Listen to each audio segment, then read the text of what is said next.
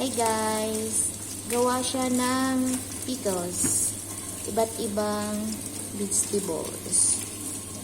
Chili, cucumber, carrots, and then gawin niyang pickles. Yan. Kasali yung capsicum. Pero parang atsal yan sa atin sa Pilipinas. Pero dito, capsicum. Ang yaman kasi ng ano dito. Sa atin parang atsal. Kasi Bisaya man. Oy. Dito, capsicum. Hahalo siya. Kasabay dyan sa mga madaming gulay. Tapos, balatan yung carrots para malinis. Kano ka vinegar? Asin. Salt and sugar and vinegar. Vinegar.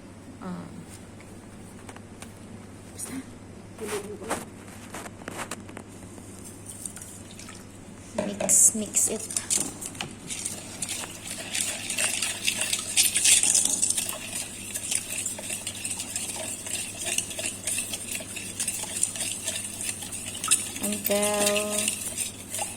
Mix until dissolve everything.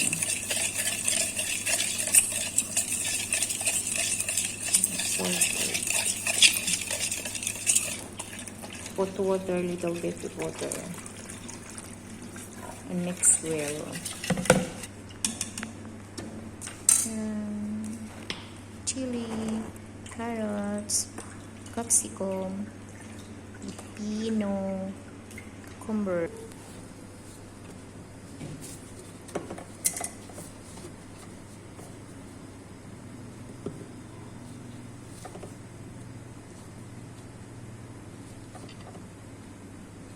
Ayan, lagay lahat dyan. Tapos, ilagay yung suka na may asin, na may asukal, na may tubig. Tapos, takpan.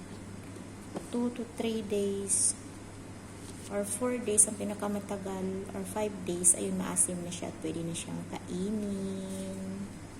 Yan lang. Thank you so much.